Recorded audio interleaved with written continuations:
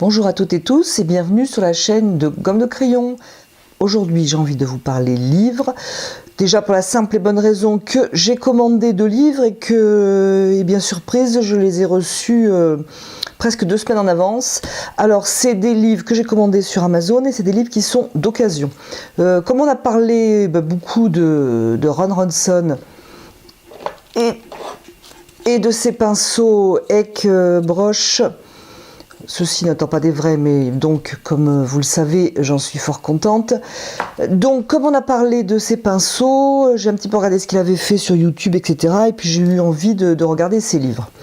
J'en ai donc commandé et reçu 2. Donc, celui-là, qui s'appelle tout bêtement Watercolors, et le second, qui s'appelle Big Broch Watercolor.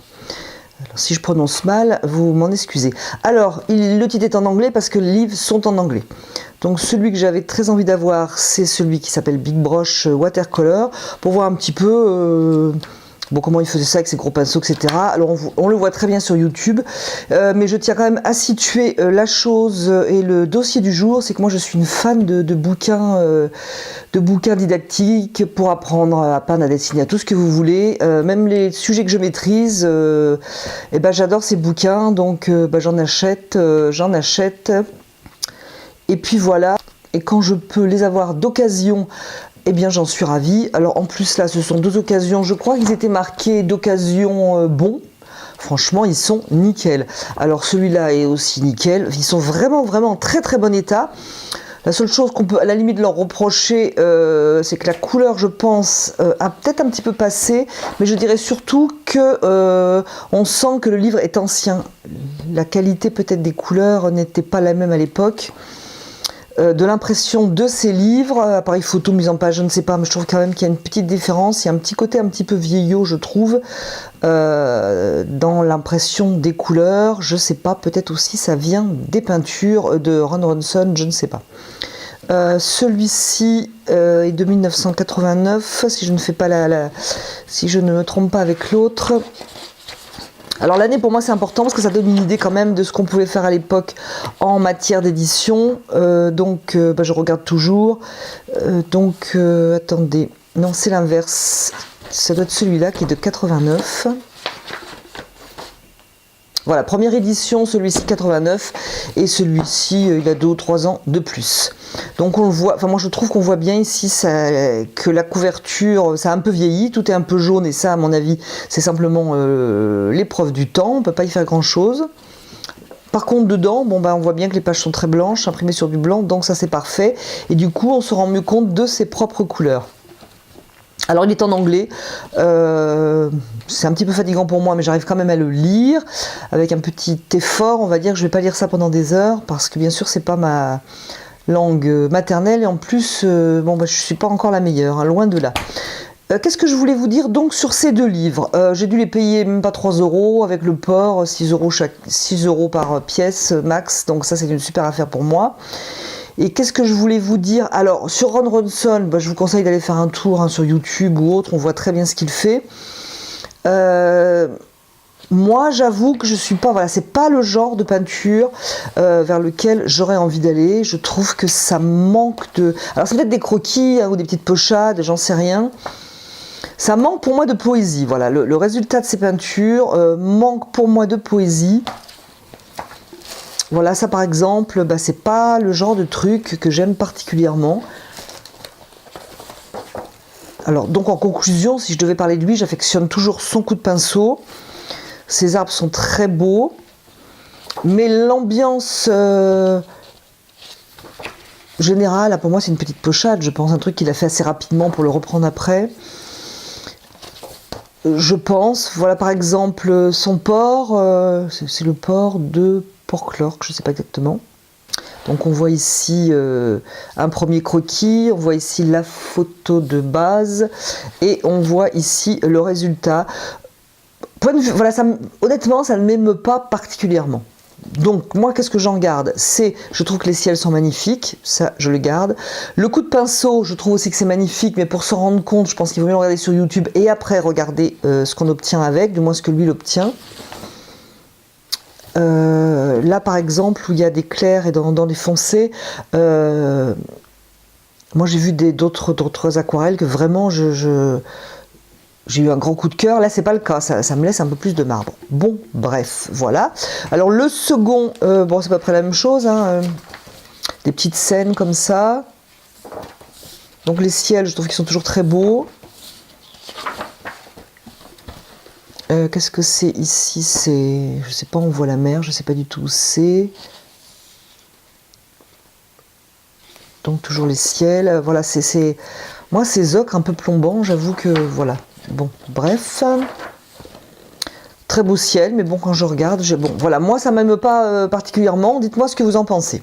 Alors ah oui, si, ce que je voulais vous dire à propos de ces livres, que ce soit ce livre ou d'autres, c'est vrai ce que j'aime beaucoup. Moi par exemple, c'est donc je reviens à Paramount que j'ai toujours beaucoup aimé. Alors si je l'ai sorti, c'est juste pour faire une comparaison, c'est que lui par exemple, bon, il a son cours, on va dire, hein, de base, comment faire peindre à l'aquarelle, etc., etc., un petit peu de couleur. Ce qu'il y a de bien, c'est qu'il a invité différents peintres à venir faire une aquarelle. Donc, si vous voulez, il y a des tutos, mais de peintres différents. Peut-être que lui en fait une aussi, dans celui-là, je ne me rappelle plus. Il y a très longtemps que je l'ai, il y a une trentaine d'années. Mais il y a différents peintres et du coup on a des versions différentes. Voilà, par exemple moi ça j'aime beaucoup, voilà, ça moi ça m'émeut, je suis désolée. Il n'y a pas beaucoup de blanc, hein. De réserve de blanc il y en a peu. Personnellement ça ne me gêne pas. Et alors celui-là j'ai toujours adoré cette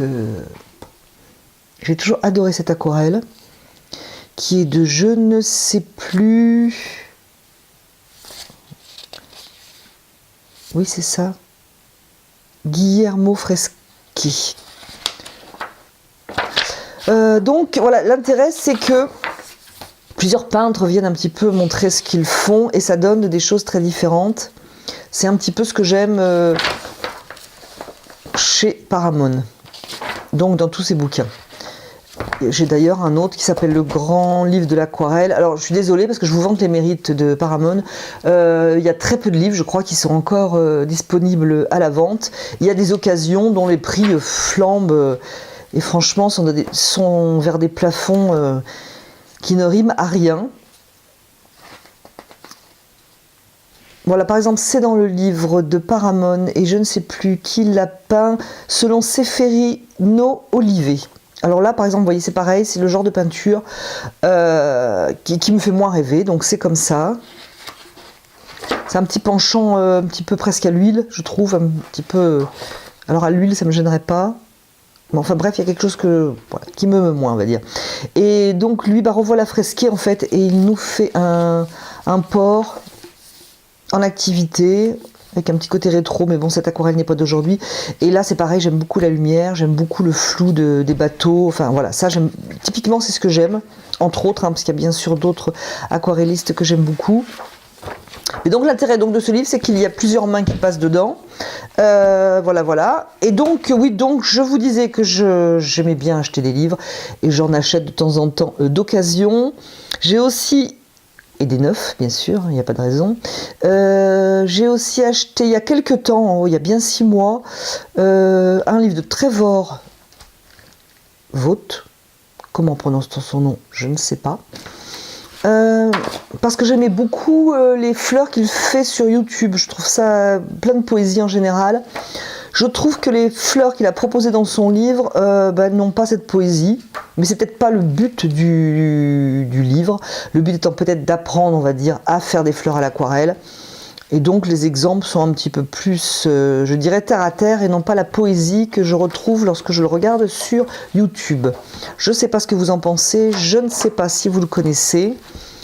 Si vous ne le connaissez pas, je vous conseille d'aller y faire un tour, je trouve ça très très sympa. Alors voilà un petit peu le tour de mes 2 dernières acquisitions, hein, parce que le but de cette petite vidéo était de vous parler de ces 2 livres. Donc si vous aimez ce peintre, écoutez, je pense que c'est bien d'avoir ces livres, il faut aussi aimer les livres, bien entendu. J'espère que ce très petit tour d'horizon très restreint autour surtout de ces 2 livres de Ron Ronson vous donnera envie d'en savoir un petit peu plus. Je vous remercie d'avoir écouté et regardé cette vidéo et je vous dis à bientôt sur Gomme de Crayon.